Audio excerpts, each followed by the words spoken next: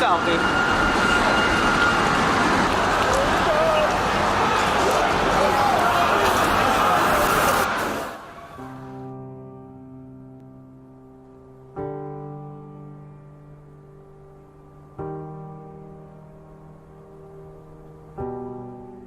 On a perfect, almost achingly beautiful late summer morning in early September 2001, a day of seemingly infinite visibility, one man later said, characterized by the rare and exquisite flying conditions airline pilots call severe clear. Life in New York and much of the rest of the contemporary world was changed irrevocably in the space of less than 2 hours. In my years in New York, there's obviously nothing like it. Nothing comes clear.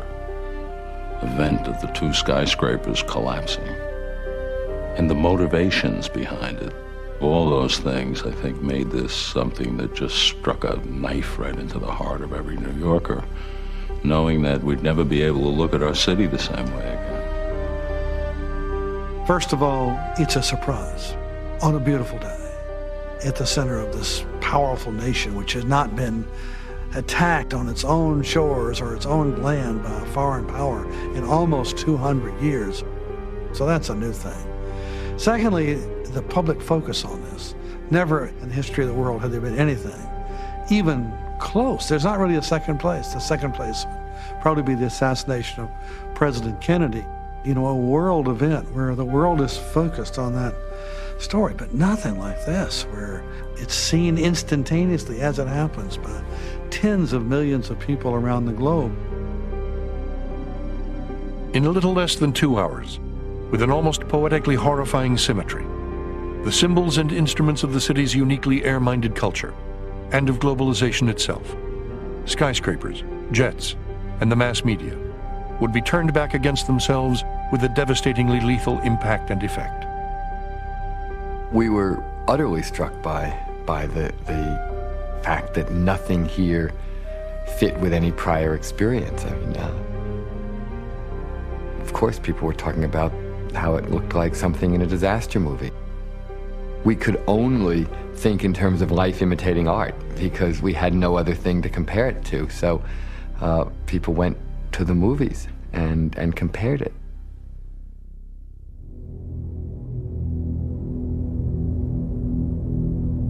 Around 8:45 a.m. on the morning of September 11th, 2001, people along the west side of Manhattan heard the piercing whine of a jet plane moving south down the Hudson.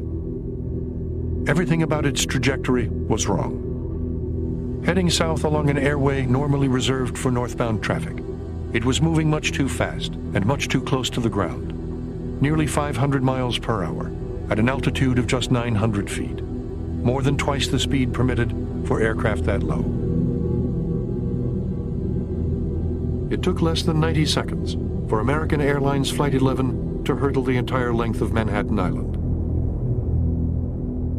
A little after 8:46 a.m., the huge 137-ton Boeing 767, measuring more than half a football field in length from wingtip to wingtip, and carrying more than 9,000 gallons of highly inflammable jet fuel, flashed across the final 20 blocks from Canal Street to the World Trade Center and tore through the north wall of the North Tower between the 94th and 98th floors.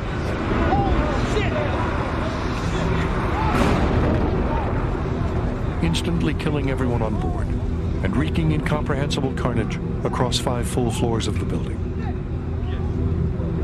Witnesses on the upper floors of the South Tower were stunned to see a wall of flame burst through the south windows of Tower 1, 130 feet away, followed by a shower of disintegrating desks, files, furniture, computer terminals, airplane parts, and burning bodies. If you were just below where the plane hit, your ceilings fell, you saw the glint of the plane going overhead, there's an overwhelming feeling of terror, and you were probably knocked off your feet. And of course, if you were in the zone itself, you may have died instantly, but even very close, and this is very tragic, very close to the regions of impact, there were people who lived for long minutes. The plane straddled several floors, and it delivered a hell of a punch. The building swayed. We know that when that punch was delivered, the swaying took the form of waves that ran vertically up and down the building multiple times, sort of echoing up and down the building. And really the incredible thing is, considering the speed with which those airplanes were flying, enormous weight, enormous speed. Rather than decapitating the buildings or pushing them over, the buildings absorbed the impact entirely. They took the hit and they stood.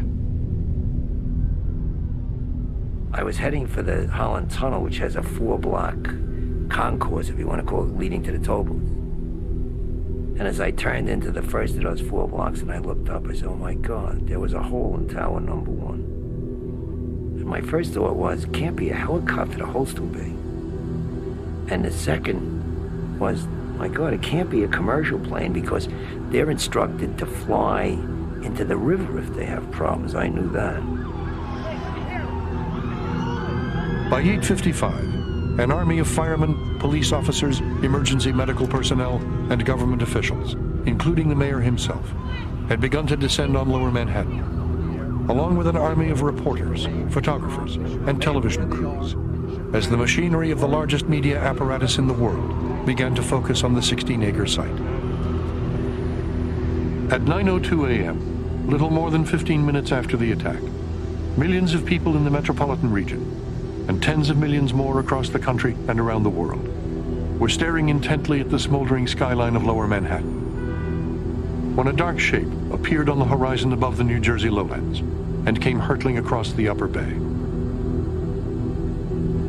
I got out of my car, other people did, and suddenly I saw plane number 2 coming from the south over the Statue of Liberty, going very fast, they say between 500 and 600 miles an hour.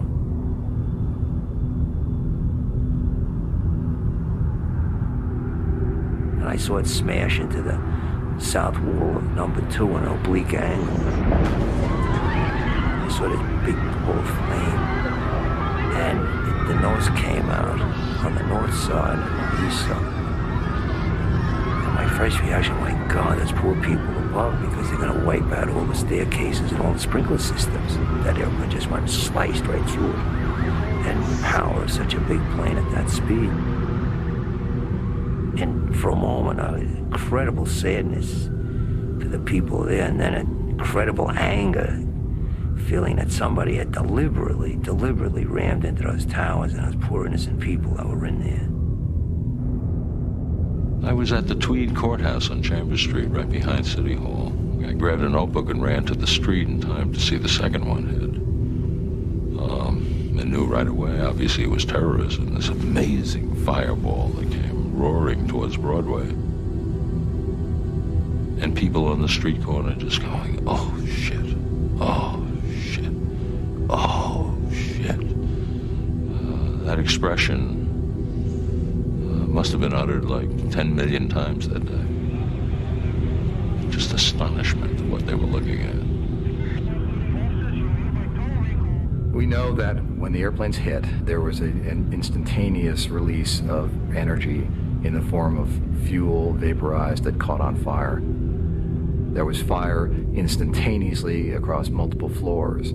That fire, which was a kerosene fire, jet fuel fire, burned very hot, but it also burned very fast. We're talking 3 to 5 minutes. But what it did is it ignited a simultaneous office fire, in both cases, across multiple floors. An office fire the like of which had not been imagined before. In all cases, an office fire is many things burning, partitions, carpets in particular, computer cases, but paper, mostly paper. And if you look at the dynamics of the collapse, what you find is that in both cases, it was the paper fire that was sustained long enough because of the amount of paper in there to cause the steel to weaken, to cause the collapse and the hammering down in both cases. I mean, paper on that day was a constant presence. It rained down on the city as if in mockery of the kind of business that was done at the Trade Center. Here, have some of the paper. And it burned, and it brought the buildings down.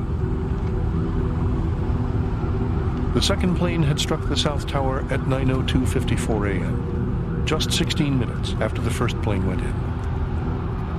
By then, the first teams of firemen and rescue workers had already arrived at the foot of the North Tower, where they were greeted by a scene of horror and devastation that defied the imagination. On the Austin Tobin Plaza, there were corpses everywhere. The mangled bodies of men and women who had already jumped or fallen from the upper floors of the building, and the charred remains of passengers from Flight 11, some still belted into their seats. Far above, meanwhile, in the upper reaches of the towers themselves, the gaping black holes where the planes had gone in marked a stark dividing line between life and death.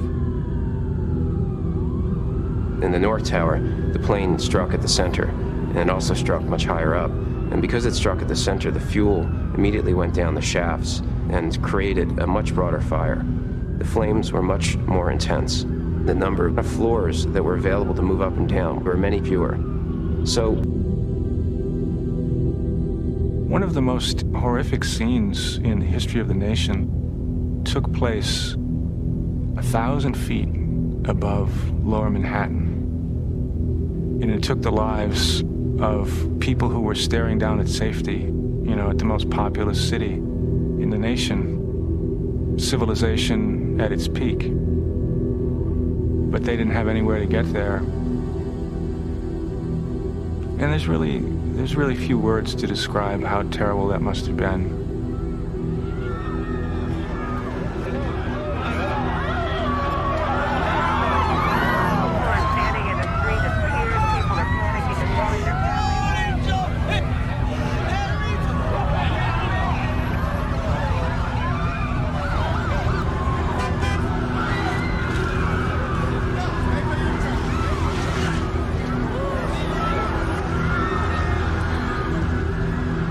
By 9:30, ordinary life had all but ceased across the city, as millions of New Yorkers and hundreds of millions more around the world looked on in shock and disbelief at the nightmarish images unfolding in real time on TV.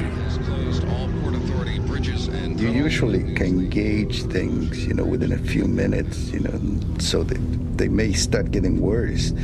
But at one time you say, well, this is what they are. But this was something that started getting worse and worse and worse and worse and worse and worse. At 9:38, word came that terrorists had commandeered a third jetliner and crashed it into the Pentagon, killing everyone on board and 126 people on the ground. And not long after, that a fourth plane had crashed into a hillside in rural Pennsylvania, brought down by some of its own heroic passengers before it could reach its intended target in the nation's capital. What struck me at the time, I think, is the most significant part of that, was when they came on and said that the Federal Aviation Administration ordered all air traffic in the United States to be grounded. I knew that had never happened before. There are tens of thousands of planes in the United States at any one time, and to say they have to land now. What hit me was that this is really beyond whatever I had thought.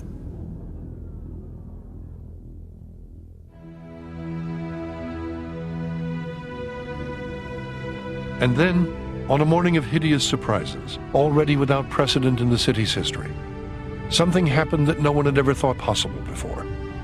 Something beyond comprehension. Something that had never happened in the history of tall buildings, since the first skyscrapers had gone up at the foot of Manhattan over a century before.